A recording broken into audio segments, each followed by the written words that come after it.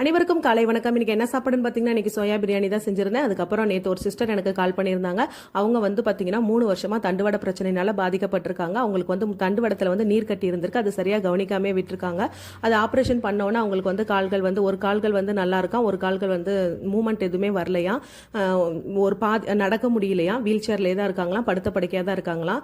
சரி இது சரியாக போயிடும் அப்படின்னே இருக்காங்க. அவங்க எந்த ஃபிசியோவோ எதுவுமே பண்ணலை, மறுவாழ்வு பயிற்சி மையம் எதுவுமே பண்ணலை.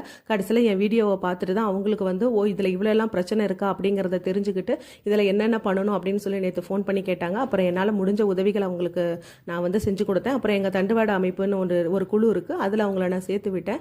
ஏன்னா வந்து இதில் வந்து மறுவாழ்வு பயிற்சி மையம் இதெல்லாம் எடுத்தால் மட்டும்தான் நம்ம தண்டுவாட அடிபட்டுருச்சுன்னா அடுத்தபடியான வாழ்க்கையை நம்ம மேற்கொள்ள முடியும். ஃபிசியோ இதெல்லாம் பண்ணணும், இல்லைன்னா வந்து நம்ம அடுத்தபடியாக என்ன பண்ணணும் அப்படிங்கிறதே வந்து தெரியாது. சில பேர்லாம் தெரியாமே இருக்கிறாங்க. அவங்க அந்த சிஸ்டர் வந்து நேற்று வந்து கேட்டாங்க. அவங்களுக்கும் 1.5 வயசு குழந்தை இருக்குது. அவங்களுக்கு